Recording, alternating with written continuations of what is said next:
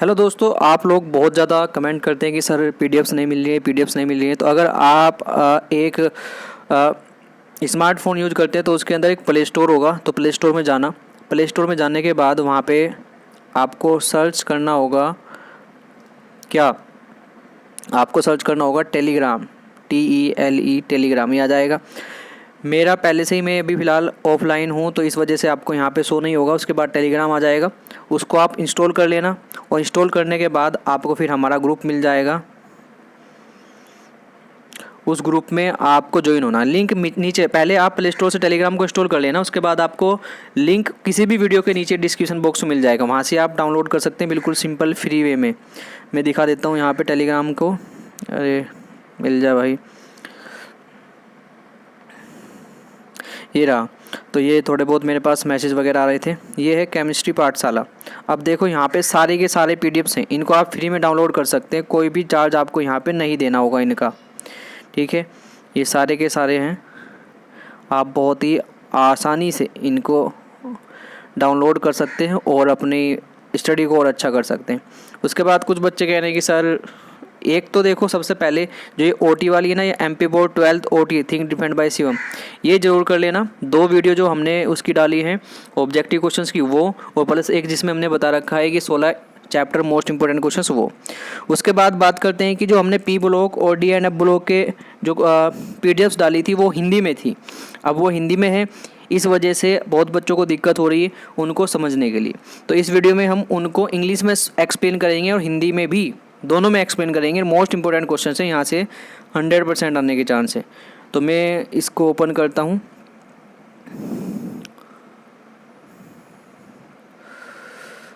बहुत ही सुंदर राइटिंग में लिखा हुआ है।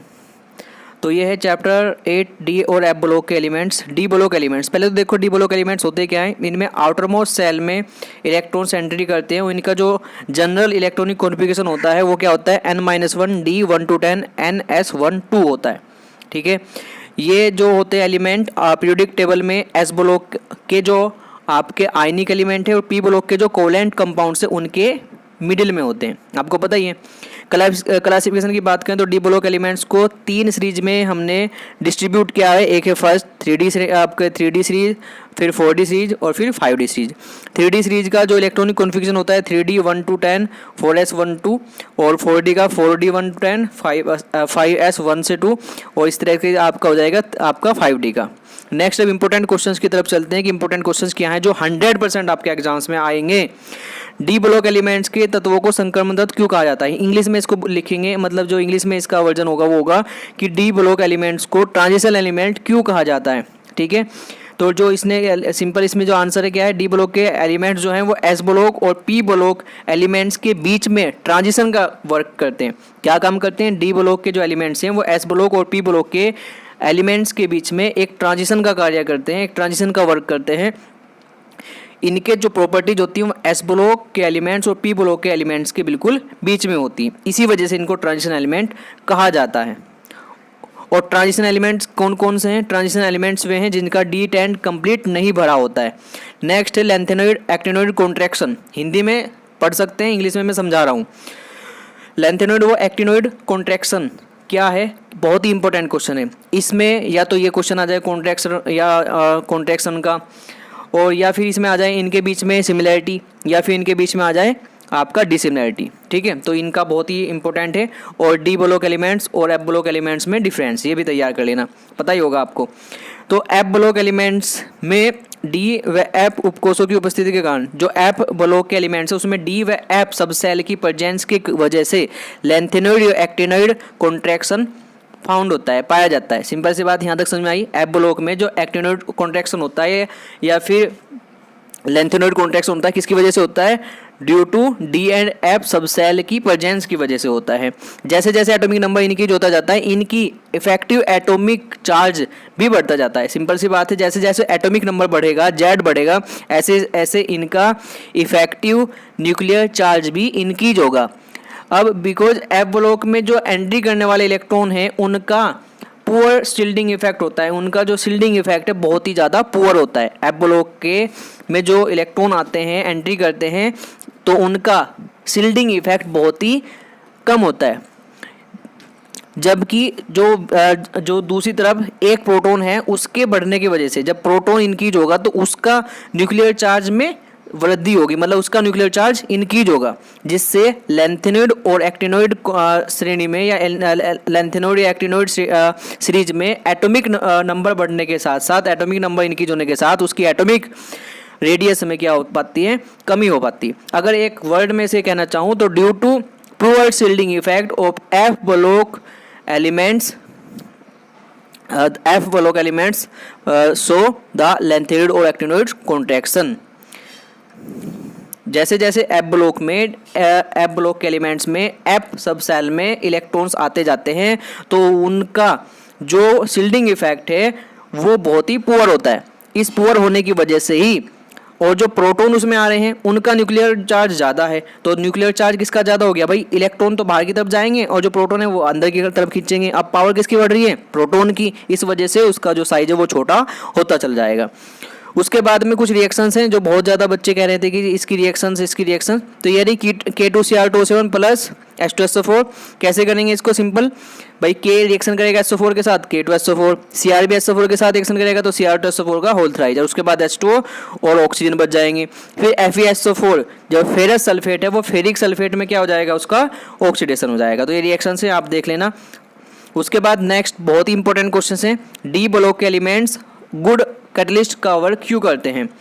जो डी ब्लॉक के एलिमेंट्स हैं वो गुड कैटलिस्ट क्यों होते हैं, उसका रीजन बताना है। तो डी ब्लॉक के एलिमेंट्स क्या करते हैं, वेरिएबल ऑक्सीडेशन स्टेट शो करते हैं, वेरिएबल ऑक्सीडेशन स्टेट शो करते हैं, जिसकी वजह से ये एक बहुत ही अच्छे इंटरमीडिएट कंपाउंड बनाते हैं और जिससे जो रिएक्शन है उसका जो पाथ है वो लॉन्ग हो जाता है और इससे उसकी एक्टिवेशन एनर्जी कम हो जाती है। दोबारा समझो पहले पॉइंट को, D block elements shows the variable oxidation state, जिससे क्या होगा, जो रिएक्शन है उसमें इंटरमीडिएट कंपाउंड फॉर्म होंगे और जिसके परिणाम स्वरूप जिसके बाद क्या होगा, उसकी जो एक्टिवेशन एनर्जी है वो कम हो जाएगी। जब एक्टिवेशन एनर्जी कम हो जाएगी तो आपको पता है ज़्यादा से ज़्यादा रिएक्टेंट के मॉलिक्यूल्स क्या हो जाएंगे, प्रोडक्ट में चेंज हो जाएंगे।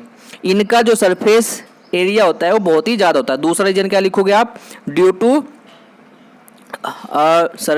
मोर सरफेस एरिया, और अभिकारक अणु इनके पृष्ठ पर अधिशोषित हो जाते हैं। जो रिएक्टेंट के मॉलिक्यूल से वो क्या हो जाएंगे, एडजॉर्ब्ड हो जाएंगे, एडजॉर्प्शन हो जाएगा उनका किस पर, इनके सरफेस पे और आसपास आ जाते हैं, जिसके इनके मध्य के जो बॉन्ड होते हैं वो बहुत ही वीक हो जाते हैं तथा एक्टिवेशन एनर्जी भी कम हो जाती है। तो आपको अगर सिंपल लिखना है कि डी ब्लॉक एलिमेंट्स अच्छे उत्प्रेरक का कार्य क्यों करते हैं या गुड कैटलिस्ट क्यों होते हैं, तो 3 रीजन लिखेंगे, वेरिएबल ऑक्सीडेशन स्टेट, और क्या करते हैं, फॉर्म्ड इंटरमीडिएट कंपाउंड, थर्ड मोर सरफेस एरिया, और लास्ट में क्या लिख देंगे, और क्या करते हैं, ये एक्टिवेशन एनर्जी को डिक्रीज करते हैं। नेक्स्ट इनके जो कलर क्यों दिखाते हैं डी ब्लॉक के एलिमेंट्स, कहीं भी आता है डी ब्लॉक के एलिमेंट्स कोई भी अगर कलर दिखा रहे तो उसके अंदर क्या होंगे, अनपेयर्ड इलेक्ट्रॉन होंगे। अगर कहीं भी आता है कि ये आपका कलरलेस है, ये आपका कलरनेस है, या फिर वो पैरामैग्नेटिक डायमैग्नेटिक की बात करता है, तो अगर पैरामैग्नेटिक मतलब अणुचुंबकीय की बात करता है, तो अगर कहीं भी कोई मैग्नेटिज्म शो कर रहा है या कलर दिखा रहा है तो उसके अंदर नंबर्स ऑफ अनपेयर्ड इलेक्ट्रॉन होंगे, उसके अंदर युग्मित इलेक्ट्रॉन होंगे। और अगर नहीं दिखा रहा है या रंगहीन है, कलरलेस है, तो उसका मतलब उसके अंदर सारे के सारे इलेक्ट्रॉन्स क्या हैं, पेयर्ड हैं, सारे के सारे युग्मित हैं। तो डी ट्रांजिशन के वजह से क्या लिखोगे वहाँ पे, अगर ऐसा आता है तो डी ट्रांजिशन के वजह से, डी ट्रांजिशन के कारण, due to D transition the D block element shows colour, या ये कलर नेस होते हैं, नेस NEASS, ठीक है। ये आपको यहाँ पे दिखा देना है कि जो डी है वो क्या हो जाती है, ट्रांजिशन हो जाता है, उसमें 2 भागों में स्प्लिट हो जाता है उसका, एक T2G और एक EG, और ये किस में आ जाएगा, इसका जो रेडिएशन है वो विजिबल रीजन में आ जाएगा, जिससे वो कलर दिखाने लगेगा। नेक्स्ट बहुत इंपॉर्टेंट क्वेश्चन है, डी ब्लॉक एलिमेंट्स जो है वो कोऑर्डिनेशन कंपाउंड क्यों बनाते हैं। मैं इंग्लिश में बहुत अच्छे से एक्सप्लेन करने की कोशिश कर रहा हूँ और आपको थोड़ी सी अपने आप से भी मेहनत करनी है। तो डी ब्लॉक के जो एलिमेंट्स हैं वो कोऑर्डिनेशन कंपाउंड क्यों बनाते हैं, इसका रीजन क्या है, नंबर 1, इनमें प्रभावी नाभिकीय आवेश अधिक होता है, इनमें इफेक्टिव न्यूक्लियर चार्ज हाई होता है, due to high effective nuclear charge. दूसरा बताना है कि आउटर मोस्ट सेल के डी ऑर्बिटल्स क्या होते हैं, इसमें एम्प्टी होते हैं, due to presence of empty D orbitals of the outermost shell. और थर्ड लिखना है, जिसके कारण, हाँ जिसका भी सेकंड का आंसर देना था, जिसके कारण मतलब जिसकी वजह से जब डी ऑर्बिटल्स पूरे खाली एम्प्टी हैं तो उसमें जो लाइगेंड्स है वो अपना लोन पेयर डोनेट कर सकते हैं। और लास्ट लिखना है due two variable oxidation state.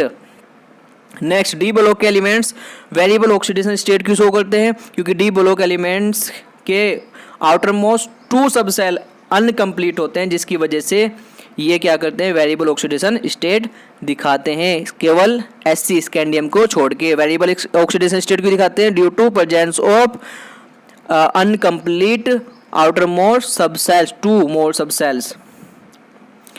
और अंतरा संक्रमण किसके बोलते हैं? इंटर ट्रांजिशन एलिमेंट्स किसको बोलते हैं? तो एब्लोक एलिमेंट्स को बोला जाता है। क्यों? क्योंकि ये क्या करते हैं, ये ट्रांजिशन एलिमेंट के अंदर हैं। जो आपके एब्लोक एलिमेंट्स है कहाँ पे प्रेजेंट होते हैं? वो एफ मतलब कि सॉरी, जो डी ब्लॉक एलिमेंट्स है उसमें प्रेजेंट है एफ ब्लॉक एलिमेंट्स। तो अब आप डी को तो ट्रांजिशन बोलते हैं, इसलिए अब एफ को क्या बोलोगे? इंट्रा ट्रांजिशन, उसके भी अंदर। कहाँ चले गए? नेक्स्ट है आपका क्वेश्चन भाई, Sc ट्रांजिशन एलिमेंट है, जबकि जो Zn, Hg और कैडमियम है ये ट्रांजिशन एलिमेंट नहीं है। रीजन क्या है? कोई भी ट्रांजिशन एलिमेंट होगा अगर वो अपनी एटॉमिक स्टेट में, अपनी मूल अवस्था में, परमाणविक अवस्था में, एटॉमिक स्टेट में मतलब, और दूसरा आयनिक स्टेट में, अगर उसके अंदर डी उपकोष डी सबसेल अनकम्प्लीट है, जिसमें भी डी सबसेल जो होगा वो अनकम्प्लीट होगा, फुल फिल्ड नहीं होगा, या तो वो अपनी किस में हो, आप अपनी आपकी एटॉमिक स्टेट में हो या फिर आयनिक स्टेट में, अगर वो अनकम्प्लीट है तभी वो ट्रांजिशन एलिमेंट कहा जाएगा, वरना वो नहीं कहा जाएगा। जबकि जो जिंक, Hg, कैडमियम है ये अपनी एटॉमिक स्टेट में भी क्या होते हैं?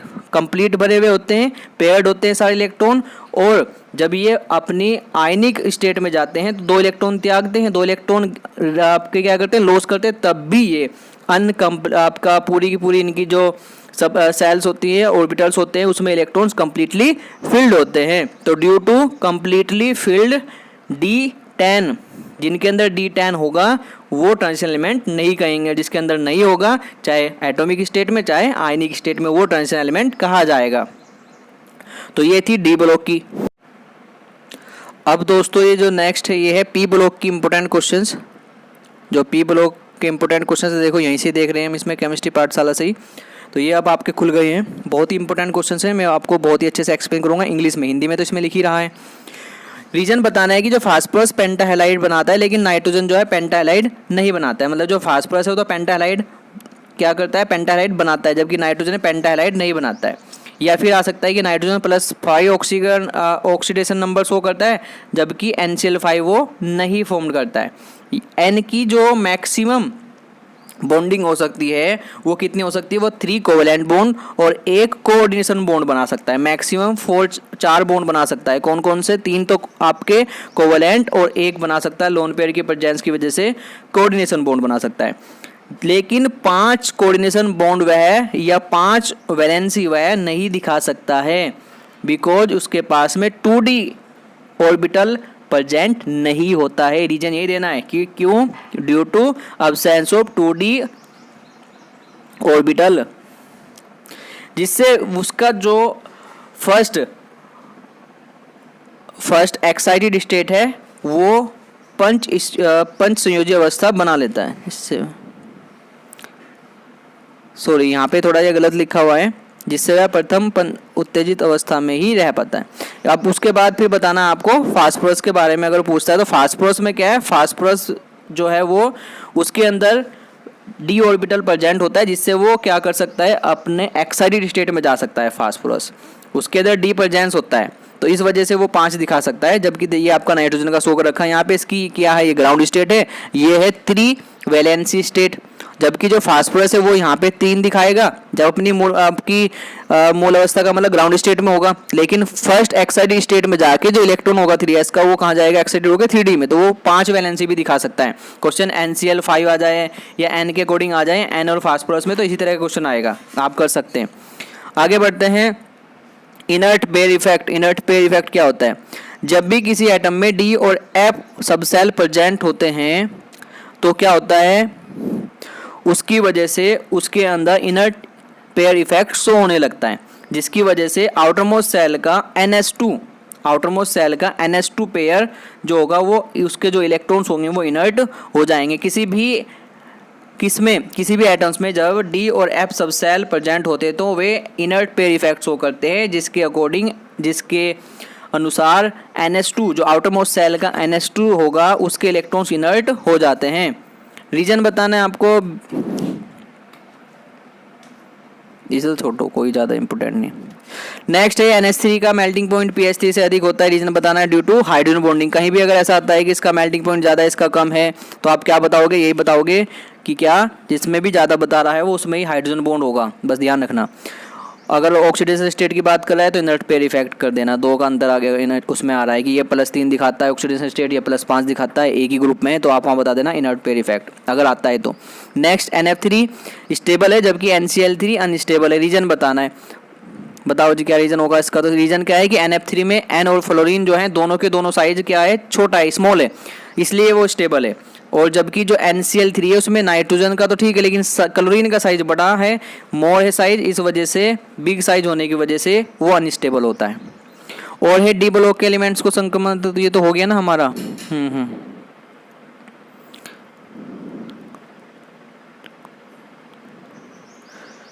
नेक्स्ट है जी आपका डी ब्लॉक के जो एलिमेंट्स है वो मैग्नेटिज्म क्यों शो करते हैं। तो सिंपल, हमने इसका आंसर आपको दे दिया था। और ये तो आपको बता दिया हमने, ठीक है। निकल ये वगैरह वगैरह इसमें क्या करते हैं। चलो जी, वीडियो के बारे में ज़रूर बताना आपको कैसी लगी। तो हमने 2 चैप्टर के इंपॉर्टेंट क्वेश्चंस जो हैं 2-2 नंबर में जो आने के चांस है वो आपको बता दिए हैं। उम्मीद करते हैं वीडियो अच्छी लगी होगी। थैंक यू फ्रेंड्स, धन्यवाद।